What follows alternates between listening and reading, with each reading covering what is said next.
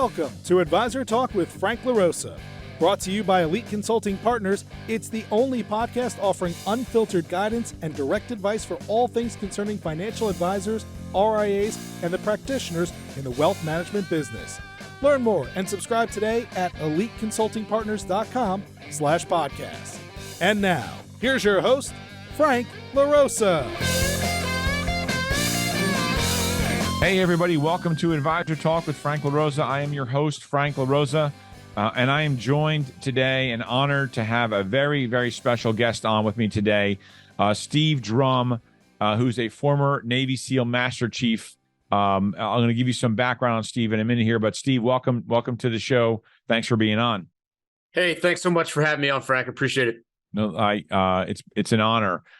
So for my audience, I had Steve speak at our national conference a few weeks ago, and he did a great job talking about some things. He's recently written a book called Perform on the X.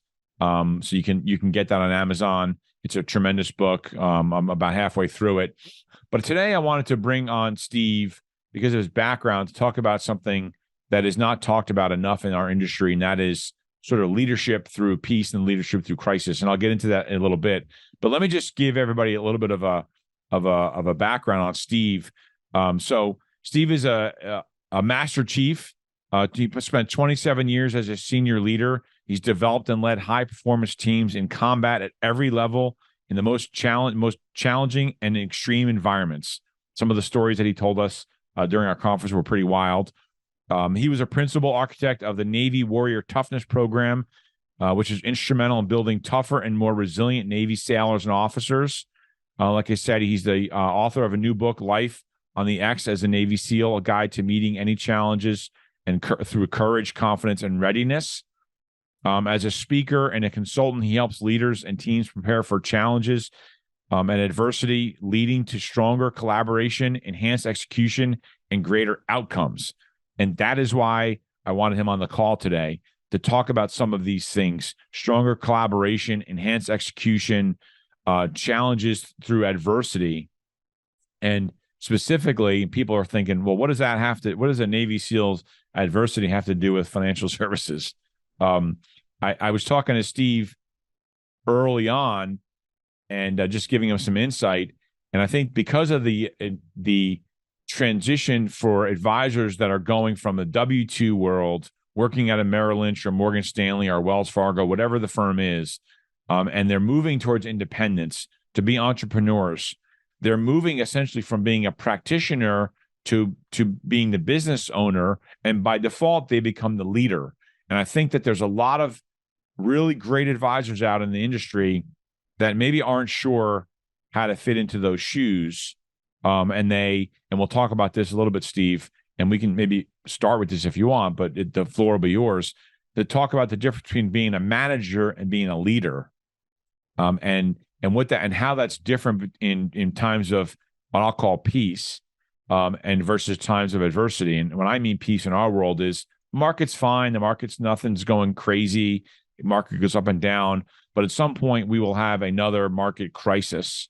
And we'll have a major pullback and another, 08, 09 or 2000, 2001. And, being prepared ahead of time, knowing how you're going to react during those periods of time is important. So Steve, without me sort of ranting on anymore, welcome to the show. Maybe give a little bit of an additional background on your history as a Master Chief. What was that like? And then maybe just talk about leadership in general. We'll go from there. Okay, yeah, sure. So as you said in the bio, 27 years, and I spent pretty much my whole time on the East Coast SEAL teams. And then the last tour that I did basically said, hey, you're going to make probably your final rank, which is going to be Master Chief, E9. You're going to have to move. You can't stay here. You've been on the East Coast the whole time. There's billets far and wide that we need to fill. And one of those ended up being up at the Navy's boot camp up in Great Lakes, Illinois, right now, north of Chicago. And I was there initially to worked the program that helped onboard young men and women into the Navy that had contracts, contracts for programs such as SEAL diver, air rescue swimmer, those most difficult, mentally, physically demanding programs. It was our job to get them ready for their next phase in the selection process or pipeline.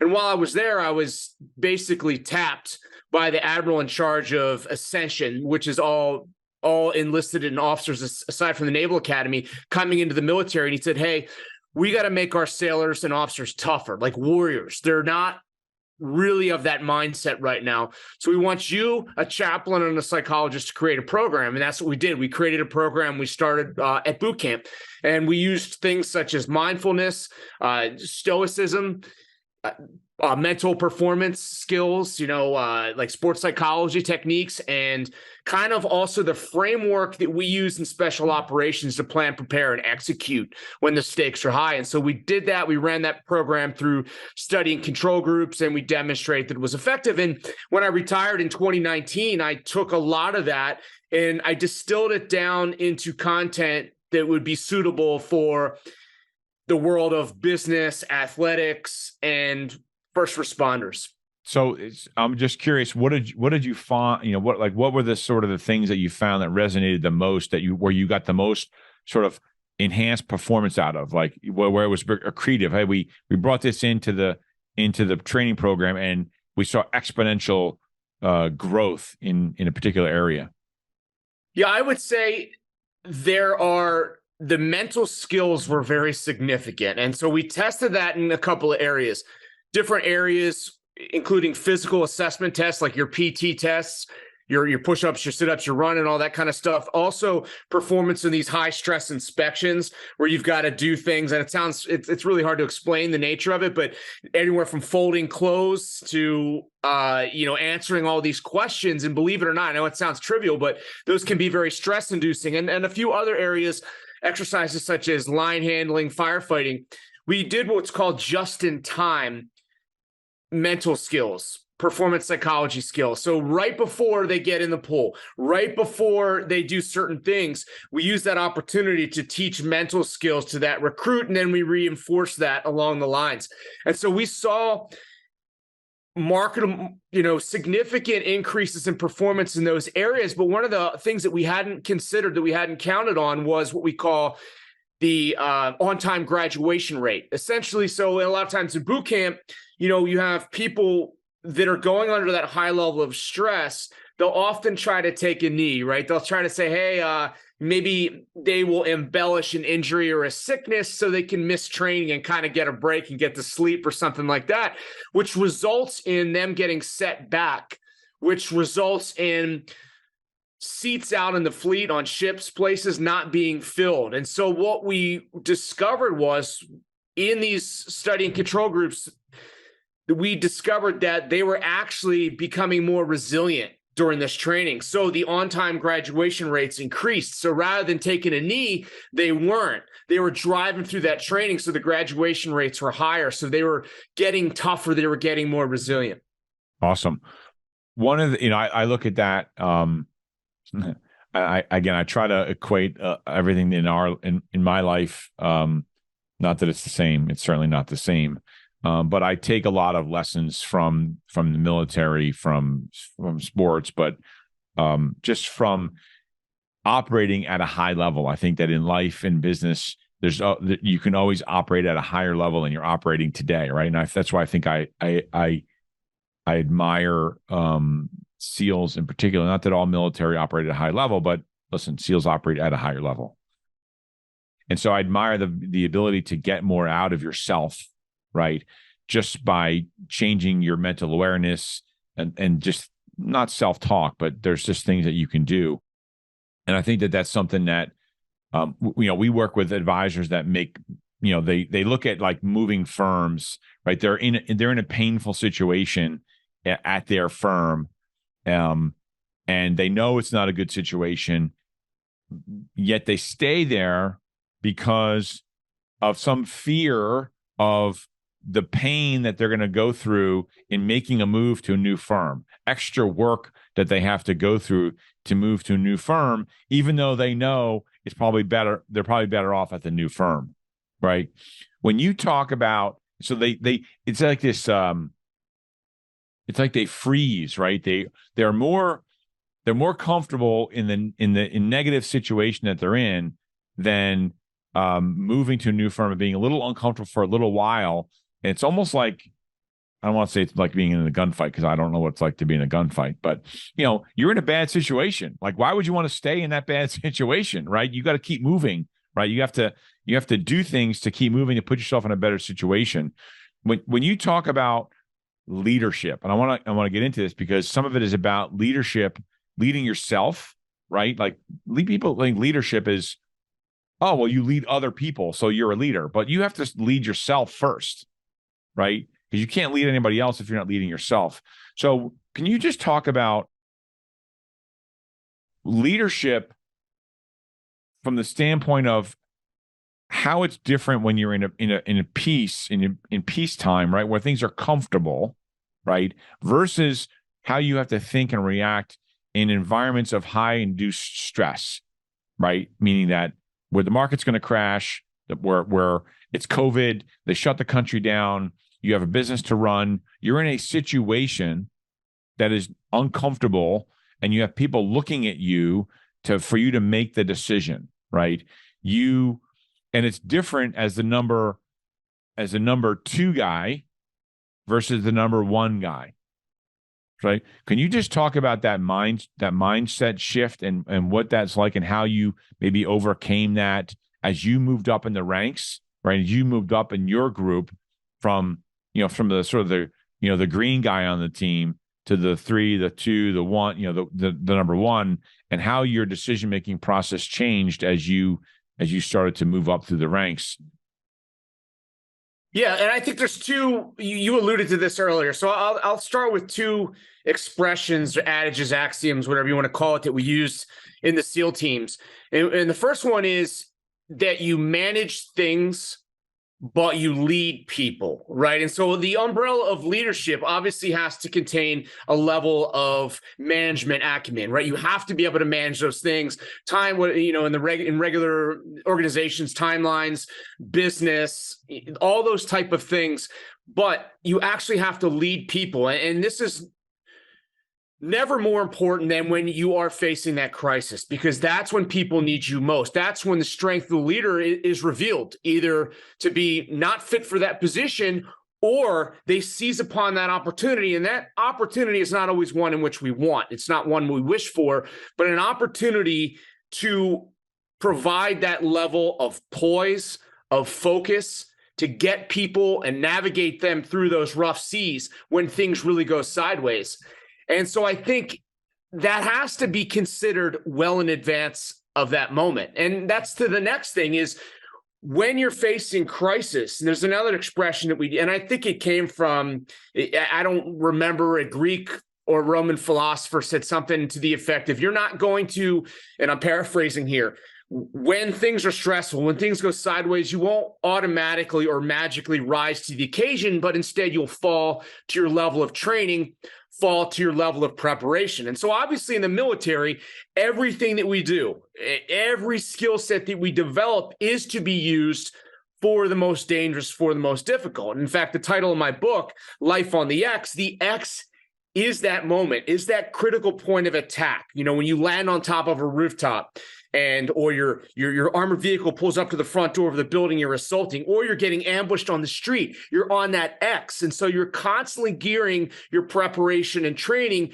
to that X, to the most dangerous, the most difficult. And when you're in peacetime, now is the time, right? It's easy to lead and manage when the seas are calm, when everything's moving smoothly.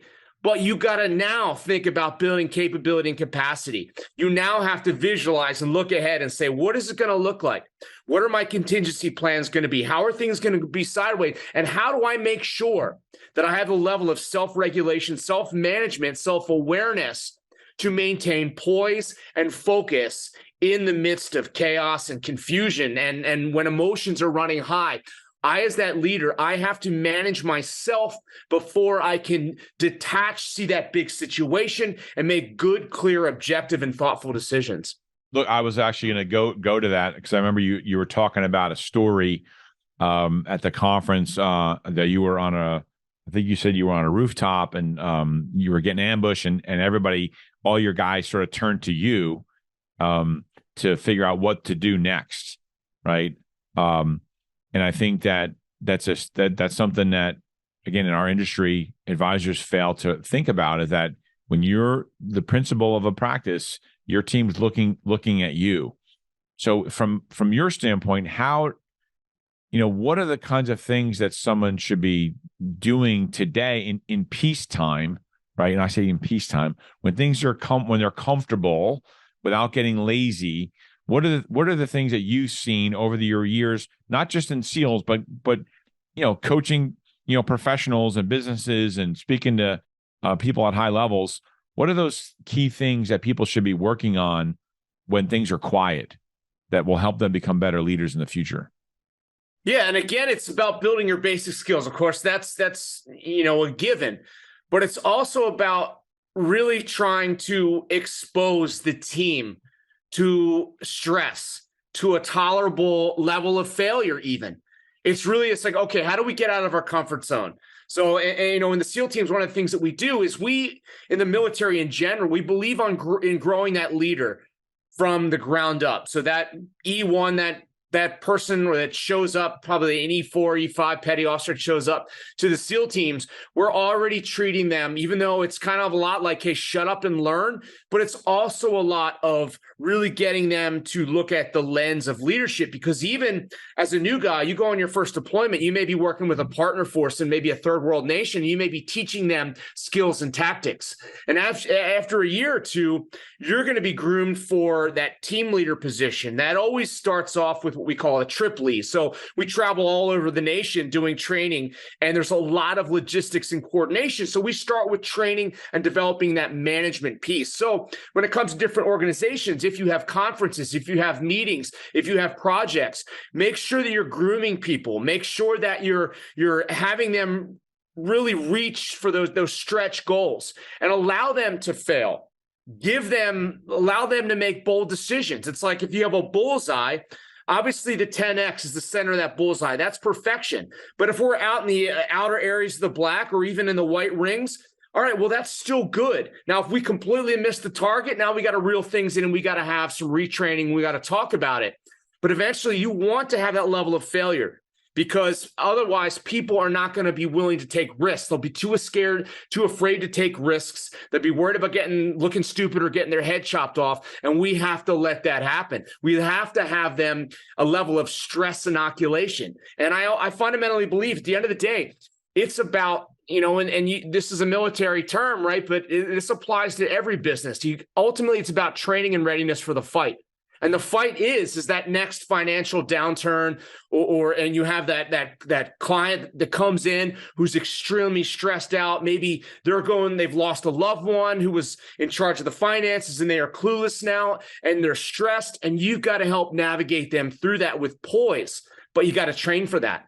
You got to war game that. You got to role play for that, believe it or not. And a lot of people don't like doing it, but there is really, in my opinion, no other answer but to do those things, to really put yourself in the situation left of bang, as we say. Put yourself in that situation well in advance of that moment as best as you can. And when you get there, when the things go sideways, you choose to look at that situation as an opportunity. Again, not one you want, not one you'd wish for, but it's an opportunity for you to demonstrate sound leadership, guidance, and poise in that tumultuous situation. So that's a great point. You just said something, and I agree with you. People don't like it. And I've never really thought about this until now. What a great training method that someone could go through, and that is role-playing situations, right? One of the things that the military does and SEALs do often, right, is they constantly go through role-play scenarios over and over and over. Right? I think Nick Saban said something to the effect of, we don't practice until we get it right. We practice until we can't get it wrong. And I think that what a great idea that advisors should work on. And your example of, you had a client, the client passed away, the spouse comes in that's never done this before. What is that like? How do you react? How does the team treat that person? And what a great idea to role play those scenarios with your team, right? Role play the scenario of a client experience, right? In their mind, an advisor thinks, oh, this is what our client experience is like. Okay, well, have you ever gone through it? Like, have you ever gone through it as the client? And so role playing is I think a great idea, and just come up with all various scenarios within an advisor practice and situations, right? That, and I think that with SEALs, what you go through in training is you run a simulation, a particular target. And then my guess is the folks that are setting that simulation up at some point throw some different things at you, so you don't get comfortable with sort of repetition, and then you're not really learning anything. They have to make you uncomfortable. So have somebody create some different challenges within a different client experience. What is it like when someone walks in the office, and just thinking of scenarios. I've heard scenarios where clients have moved, or advisor moves a client, and the client gets the wrong person's statement for some reason, right? How do you handle that phone call? How does your staff person handle that phone call? How does the intern that might be answering the phone handle that phone call? So I think that's a great idea. Can you talk about, we talked about new leader, right? And one of the things you said was, do not fake it until you make it.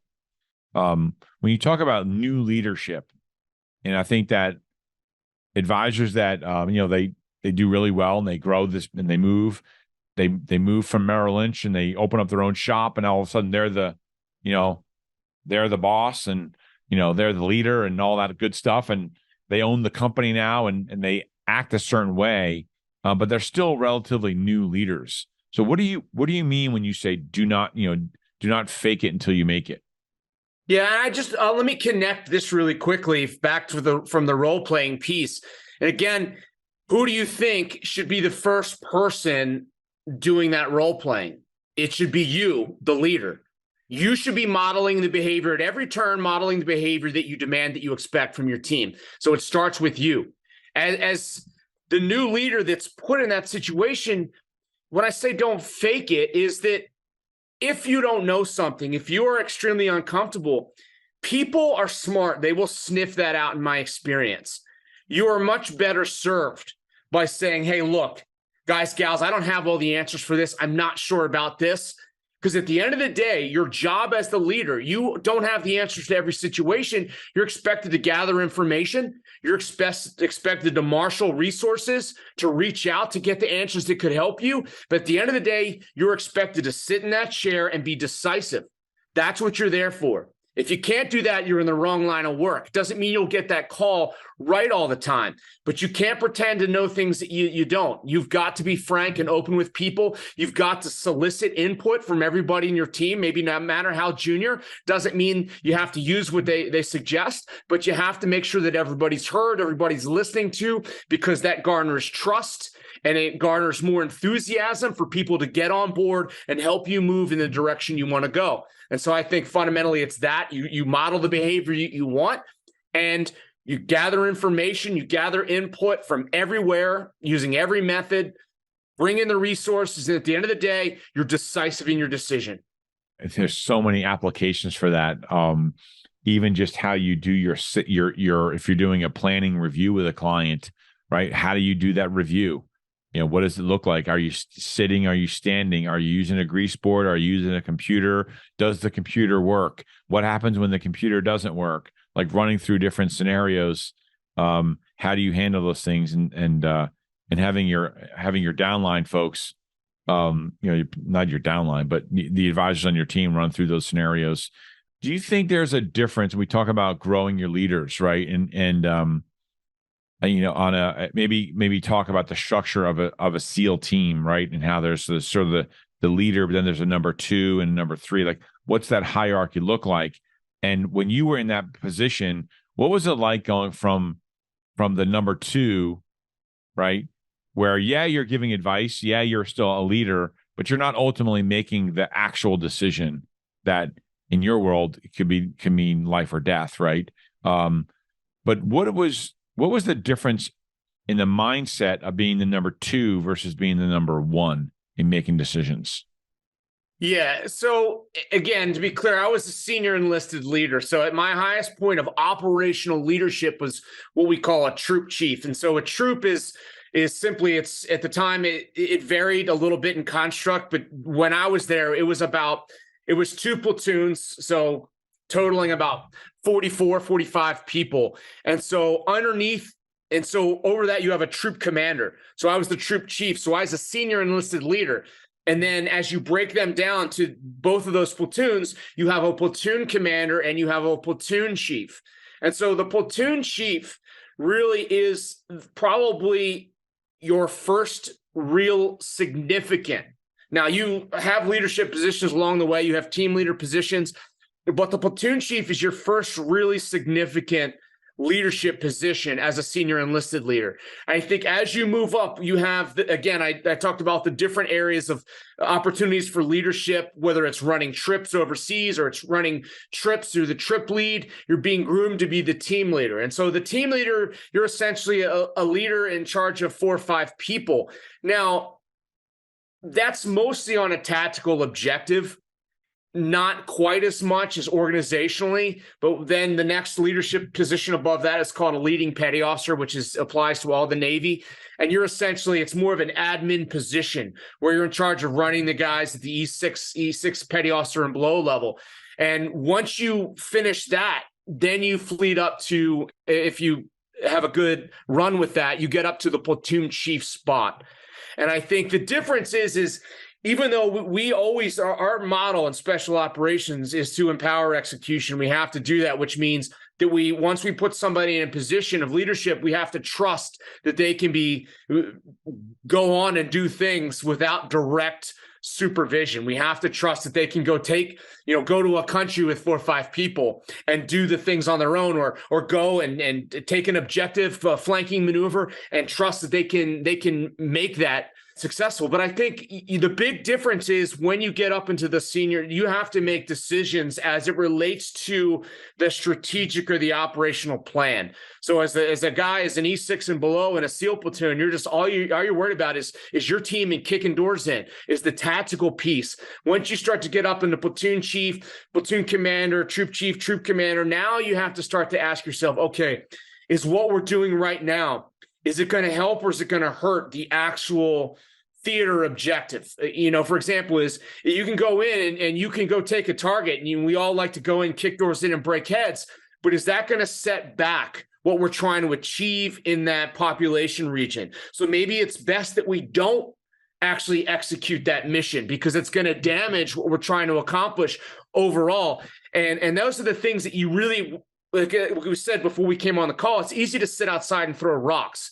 But if you've not been in that position, then it becomes really hard to understand. And once you're in that number 1 position and it's you have to make decisions that a lot of people can't necessarily relate to. And so because they've never been in that spot. And so you have to do your best to communicate that. And you have to lay it out and say, here's the overall strategy, here's the operational plan, and here's how we execute that at the tactical level, and break it down and say, okay, here's my intent. When we're done this project or this engagement, this is what the effects we want to have on the battlefield are. Okay, here's your left and right limits. Here's what you can do. Here's what you can't do. Here's the resources you have. Get it done. Be creative. Empower to execute. So I'm going to ask you something in a sort of a silly question, but I see this. I wrote down sales versus vision.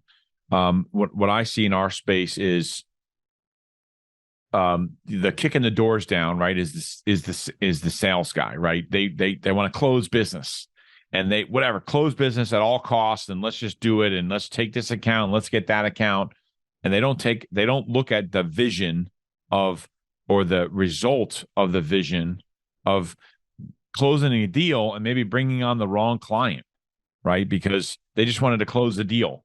Where if you brought on the wrong client, it sort of jeopardizes the sort of long-term vision of the company. Now you brought on a challenging client who's going to complain or whatever. Maybe they'll file a complaint. Maybe they'll do something, whatever. But something that came to mind that I've come across recently with some different groups that I've been working with is a I feel like ego gets involved in some of those things, right?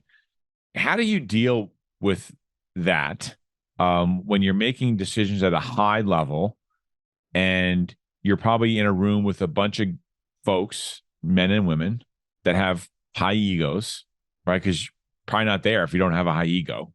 How do you deal with the being a leader in an environment with a lot of egos and trying to make the right decision and trying to hear everybody, but still be able to make the right decision in a high ego environment? I know it's sort of an odd question, but I think that's something that I see a lot in financial services. Yeah, and I think it's not necessarily the example that the model that we use is all about peer pressure and humiliation. And that sounds terrible, right? But at the end of the day, it's like you perform because you don't want to look stupid in front of your peers. At the end of the day, you go in, you do, let's say we're doing close quarter combat, we go in, we clear rooms, we clear a building, and everybody, the instructors are up above watching you like a hawk, and whatever mistake you made, it doesn't matter. It could be me as the troop chief. It could be me as the brand new guy. When that whole run, as we say, is done, we bring it out to the whiteboard where there's a big diagram, and we go through every single person, what they do in that entire, 30, 40-minute house run, and everybody gets called out. Doesn't matter what your rank is, what your title is, because it's constant. It's that radical candor and accountability and that just becomes part of the culture. You're held accountable at every level. And I would also say, again, to go back to the well of the leader models the behavior that they want, right? They are willing to be, not overly vulnerable, but to say, hey, you know what? Maybe I didn't get this right. And I think that gets you a lot of mileage, as well as, sometimes you just got to create an insurgency within your leadership team, which means that you will turn to the people that are confident, that are rock stars, that maybe have a dose of humility and say, hey, let's kind of work this together. You and me, let's talk about, and you lean on that person. It's not your number two necessarily, but it's somebody that has confidence enough to say, hey, yeah, you know what? I kind of didn't get this right. I think maybe we should try that. And when you have a couple of people like that, and again, it grows. And now you have, again, more willingness to admit mistakes, right? To say, yeah, I could have done that better. I will take a chance on this. And that didn't work out. But that's the kind of things that you need. But you have to have that level of trust and that level of confidence at the same time.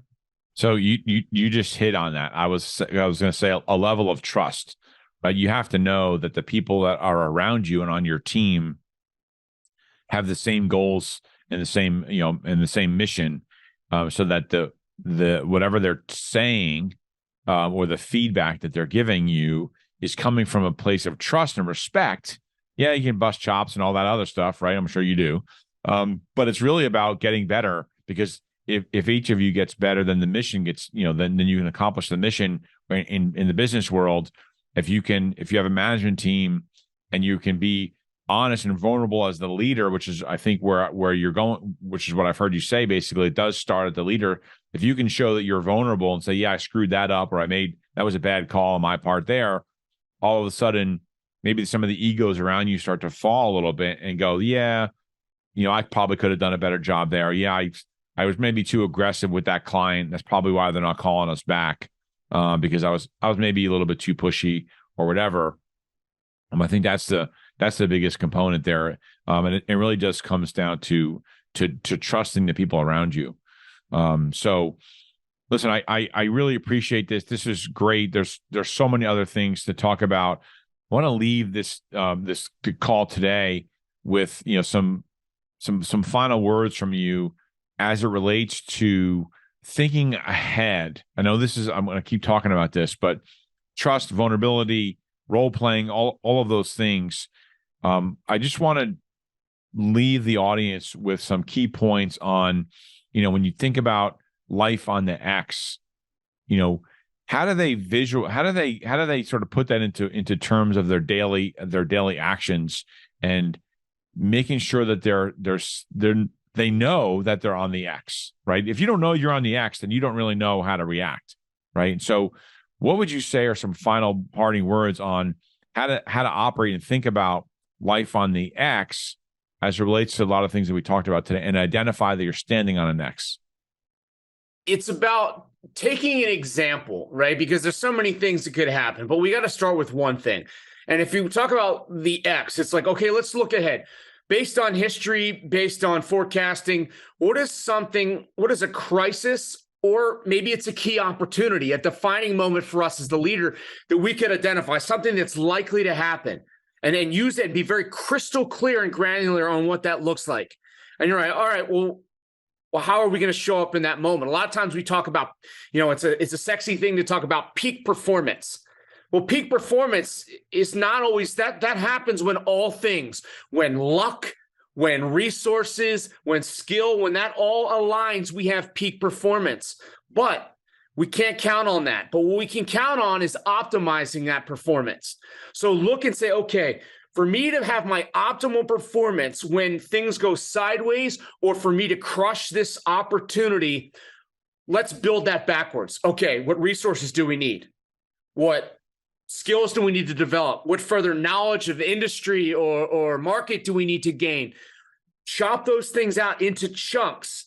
Okay, well, how are we applying reps and sets to those things every day? How are we doing that? And how are we putting that into play? How are we wargaming? How are we practicing that? Because once you kind of use that to solve that specific scenario that we envisioned, now we can start to use it for other things. Now, every time we have a potential, we've identified a series of potential X's, whatever that is, opportunity or crisis.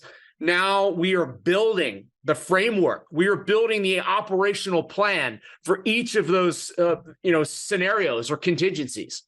That's really, I think, what people need to understand is building reps and going through those scenarios, and working backwards. And I think this is something that a lot of advisors do not do. They just go. Okay, client's coming in, give us the report. They don't do a debrief. They don't look at the scenario after the fact and think about how they did, how could they have done better.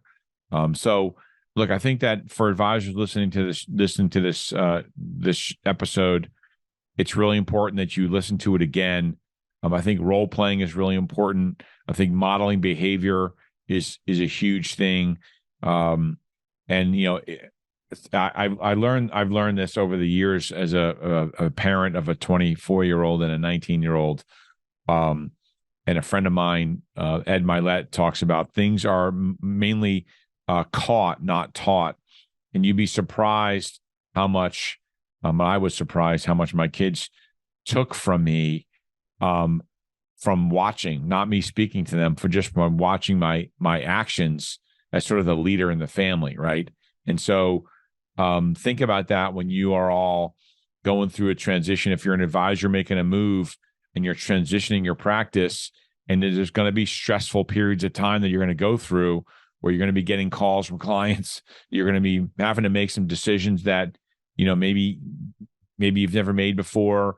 Your assistants may be getting stressed out, and maybe they're getting emotional or whatever. Like, you have to visualize what you're saying, Steve, is they basically have to visualize what that whole situation is going to be like, and see themselves in the situation, actually seeing themselves. Close your eyes, see yourself in the situation, and how are you going to react in that particular environment.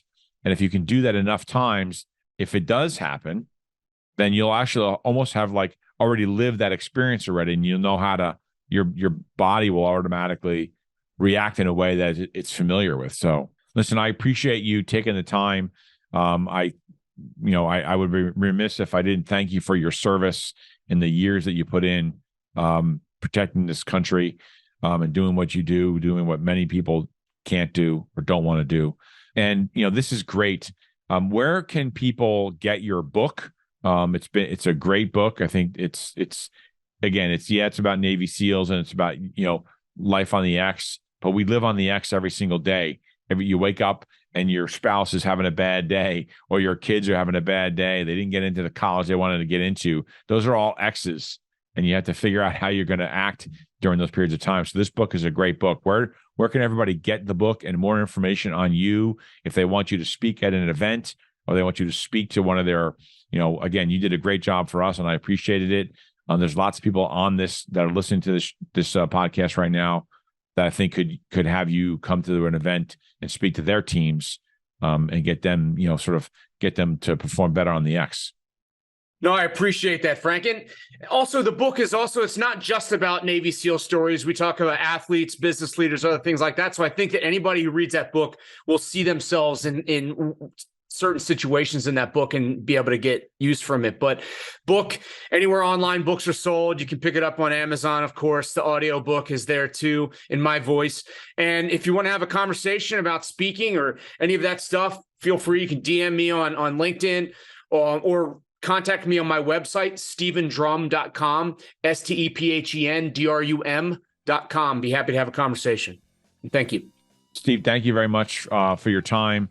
I really appreciate it. And I look forward to probably having you at our next annual event. So I really appreciate it. Thank you.